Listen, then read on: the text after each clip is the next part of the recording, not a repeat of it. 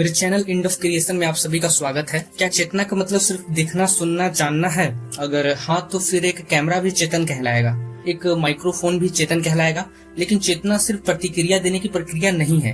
चलिए शुरुआत वहीं से करते हैं। किसे कहा जाए चेतन? किसी भी ऐसी चीज को जो अपने निर्णय खुद ले सके, कोई और नियंत्रित ना कर रहा हो, उसे हम चेतन मानते हैं। लेकिन अगर हम गहराई से देखें तो पाएंगे इस ब्रह्मांड में कोई भी वस्तु पूरी तरह स्वतंत्र नहीं है। हम पृथ्वी पर रहने वाले प्राणी, पृथ्वी हमें नियंत्रित करती है। गुरुत्वाकर्षण, तापमान, हवा, जीवन की हर जरूरत हमें पृथ्वी से मिलती है। लेकिन पृथ्वी भी स्वतंत्र नहीं है, उसे नियंत्रित करता है सूर्य। अगर सूर्य ना हो तो पृथ्वी बर्फ में बदल जाएगी या जल उठेगी, उसकी कक्षा समाप्त हो जाएगी, जीवन असंभव हो जाएगा। पर सूर्य भी स्वतंत्र नहीं है, उसे नियंत्रित करता है ग्रेट अट्रैक्टर, एक विशाल गुरुत्वीय शक्ति जो आकाशगंगाओं को खींच रही है। और यह सिलसिला यही नहीं रुकता, हर एक को कोई न कोई नियंत्रित कर रहा है। फिर यहाँ पर एक सवाल उठता है कि पूरे ब्रह्मांड में चेतना है ही नहीं तो लोगों को चेतना का एहसास कैसे हुआ?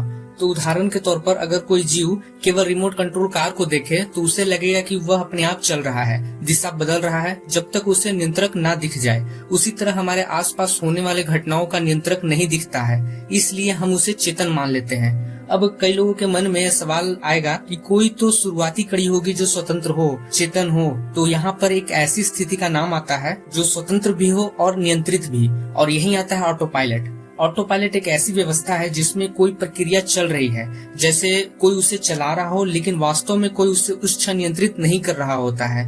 आखिर ऑटो पायलट ही क्यों? देखिए, ब्रह्मांड का एक अटल नियम है, हर चीज किसी न किसी से नियंत्रित होती है।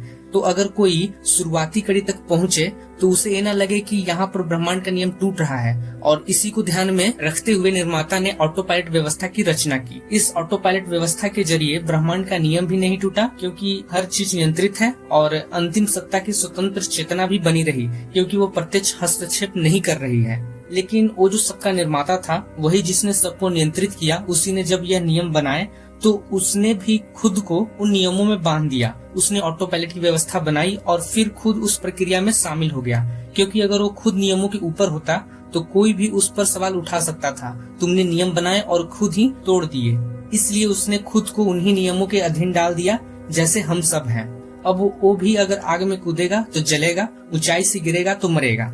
वह अब परम नहीं, एक सामान्य प्राणी बन गया है, पूरी प्रक्रिया का हिस्सा। निर्माता का प्रक्रिया में शामिल होने का सबसे बड़ा कारण यह था कि वह अनुभव कर सके कि कैसा होता है नियमों के अधीन जीना, क्योंकि परिपूर्णता में कोई आश्चर्य नहीं होता, कोई अनिश्चितता नहीं होती, कोई जीत नहीं होती, कोई सीख नहीं होती। और कैसा होता है इंसान होना, यह अनुभव कोई दिव्य शक्ति नहीं दे सकती, यह सिर्फ सीमाओं में जीकर ही पाया जा सकता है। वह जो सबसे शक्तिशाली था, उसने सबसे कमजोर बनने का निर्णय लिया ताकि वह स्वयं को जान सके। अब कई लोगों के मन में सवाल आ रहा होगा कि उस वक्त जब ऑटो पायलट व्यवस्था बनी नहीं थी, तब निर्माता को कौन कंट्रोल कर रहा था?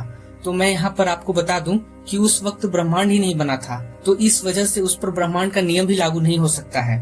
वह ब्रह्मांड की बाहर की सत्ता है, ठीक वैसे ही जैसे एक आदिवासी किसी कोडिंग लैंग्वेज या कंप्यूटर प्रोग्राम को नहीं समझ सकता है, वैसे ही हम उस सत्ता को नहीं समझ सकते हैं। उम्मीद है कि अब आप समझ चुके होंगे कि इस पूरे ब्रह्मांड में चेतना हो ही नहीं सकती है। अगर यह वीडियो पसंद आई हो तो लाइक करें, चैनल को सब्सक्राइब करें, और मिलते हैं अगली वीडियो में, जहां हम ब्रह्मांड की और भी परतों को खोलेंगे।